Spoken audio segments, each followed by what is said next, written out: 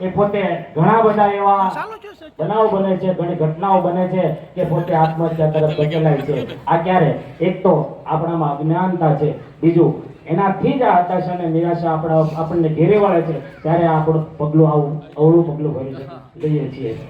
પરંતુ એમાંથી નીકળવા માટે એક જ આશરો છે, સત્સંગનો. સત્સંગમાં મને લાગશે ને તો બીજી કોઈ વાત નહીં આવે. નારી તો નારાયણે કીધી, સાહેબે નવદુર્ગાની શક્તિઓની વાત કરી. એમ પહેલી દેવી એક કુળદેવી, આપણે કહીએ પહેલી દેવી કુળદેવી, પરંતુ પહેલી દેવી આપણા કુળને વધારનારી દેવી ગણવી જોઈએ. તમારા કુળને જે આગળ વધારે છે એ પહેલી દેવી છે.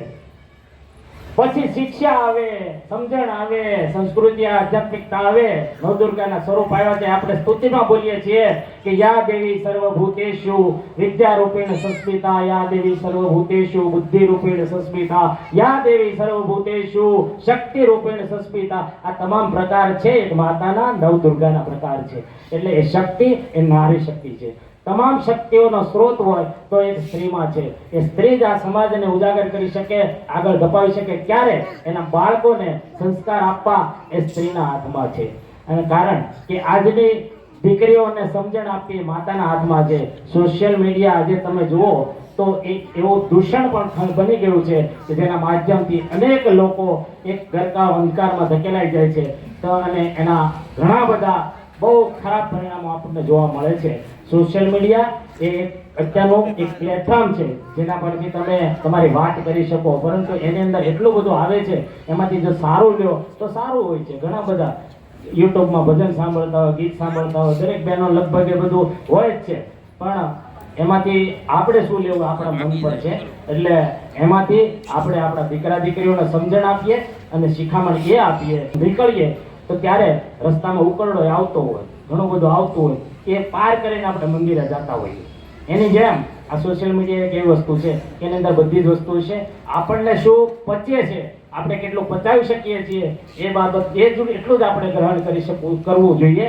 વધારે આપણે એમાંથી લેવાની જરૂર નથી. અને આ સોશિયલ મીડિયામાં આજની તારીખે દરેકે એની અંદર આપણે રિયાલિટીમાંથી રીલ પર આવી ગયા છીએ. કારણ કે બધું જ ભૂલી અને હવે રીલમાં ચડી ગયા છીએ કે રીલ જોયા વગર ઊંઘ ન આવે, રીલ જોયા વગર જાગીએ નહીં, સવારમાં ઉઠીએ એટલે રીલ, રાતે સૂઈએ ત્યારે રીલ રીલ રીલ ને રીલ. કોઈ મારે જેવો હોય પેલો જીવ તો એ ન્યૂઝ જોતો હોય કે લખતો હોય કે એમાં વ્યસ્ત હોય, પણ પોતપોતાનામાં વ્યસ્ત હોય. મને મોબાઈલ વગર હું તમને કહું 10 મિનિટ ન ચાલે. એમ બધા જિંદગી સાથે વણાયેલું આ સોશિયલ મીડિયા છે. પરંતુ એમાં પણ આ સંસ્કાર હશે તો જ બચી શકાશે. એમાંથી આગળ સંસ્કારથી જ જવા છે અને સંસ્કાર સત્સંગ વગર નહીં મળે. એટલે આજનો આ કાર્યક્રમ છે સ્નેહ મિલનનો, એની અંદર સાહેબે ઘણું કીધું, એક મોટિવેશન વક્તા કીધું છે, એ પણ છે. ઘણી બધી આપણને સમજણ આપશે. આપણે આ તબક્કે સૌએ સાથે મળી અને આપણને જે સંસ્કાર ક્યાંથી મળ્યા છે કે ભાઈ આપણે કહીએ ગરીબદાસ બાપુ અમારા ગુરુ, એના ગુરુ સુખરામ બાપુ હતા, એના બુદ્ધગર બાપુ હતા. તો એક સત્સંગનો અવિરત પ્રવાહ આપણી પાસે આવ્યો છે. એના સંસ્કારને લઈને આપણે આગળ ચાલીએ છીએ તો એને આપણે સતત આગળ ધપાવતા રહીએ. અને મને ખબર છે કે એક રેકોર્ડ છે કે 60 વર્ષથી આ અવિરત જ્યોત આપણે ચાલતી જલાવતા આવ્યા છીએ અને ભવિષ્યમાં જલતી રહે એ પણ આપણે પ્રયત્નો કર્યા છીએ. કારણ કે આપણા દીકરા દીકરો આપણે જેમ સુરત આવતા એમ હવે અહીંથી બધા બહાર જાય છે, વિદેશ જાય છે. આપણે ત્યારે અહીંયા આવતા બસમાં, હવે લોકો બહાર જાય છે. એમ આપણે પણ એકલા જ અહીંયા રહેવાનું છે. પણ ત્યાં પણ એ લોકો ભૂલે નહીં આપણું થોડુંક, તો પણ આપણે હજી થોડુંક આપણી પેઢીને અવગત કરાવી શકશું કે આ આપણા સંસ્કાર છે. એ રીતે પછી તો આગળનો બહુ ન વિચારી શકીએ. પણ આપણું જે બીજ છે એ એકવાર વટવૃક્ષ બને, એનો જો સાર સંભાળ અને સરખી રીતે એમને પાલન પોષણ કરવામાં આવે તો. અને સમાજની વાત કરીએ તો આખા સમાજની અંદર આજે ગીદરડી ગામને એક શિક્ષિત ગામ ગણવામાં આવે છે. કારણ કે દરેક યુવાનો બધા જ ક્ષેત્ર, કોઈ પણ ક્ષેત્ર લઈ ગયો, વિવિધ વાતો કરવા કરતા દરેક ક્ષેત્ર તમે જોઈ લો, એની અંદર ગીદરડી ગામનો યુવાન કાર્યરત હશે. કોઈ પણ ક્ષેત્ર લઈ ગયો.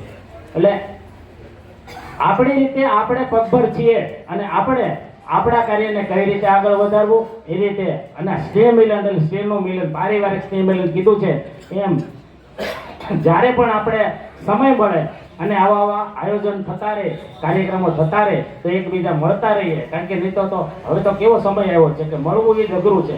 આપણા ખાસ સગા સંબંધી હોય ને, મહેમાન વેવા વેલા એ જ આપણી ઘરે આવે, બાકી બધાની ઘરે બેસવા જતા અને ચા પીવા જતા એ બધું હવે એમાંથી આપણે આગળ નીકળી ગયા છીએ. વ્યસ્તતા એટલી બધી આવી ગઈ છે, કંઈ કામ ન હોય તો મોબાઈલમાં વ્યસ્ત હોય, પણ બેસવા કોકની ઘરે જવું હોય તો ભૂલાઈ જાય છે. એટલે આવા વાતાવરણમાં પણ આપણે સૌ સાથે મળીને જો આગળ થવું હોય તો આવા સેવાકીય કાર્યોમાં રત રહેવું પડશે. આજે બ્લડ ડોનેશન કેમ્પ કર્યો છે એ પણ બહુ સારી વાત છે, અને એની અંદર પણ ઉદારતાથી લોકો બ્લડ આપે એ પણ એક મોટું દાન છે. કોઈની જિંદગી બચે, એના ઉપયોગી થઈએ, એ આ એક સેવાનું કાર્ય છે. એમાં પણ આપણે બ્લડ આપીએ અને અહીંયા આપણે સૌ સાથે મળી અને આજનો રવિવારનો દિવસ છે, આ સમયમાં સૌ સાથે મળી અને ચિંતા કરીએ, આ સત્સંગની જ્યોત આગળ વધારીએ. અને આજના દિવસે મને અહીંયા બોલાવી જે આ પ્રાસંગિક ઉદ્બોધન માટે મને આટલો સમય આપ્યો એ બદલ હું આપ સૌનો આભારી છું. અસ્તુ ગરીબદાસ બાપુની જય, મોરાફે વિરાગની જય.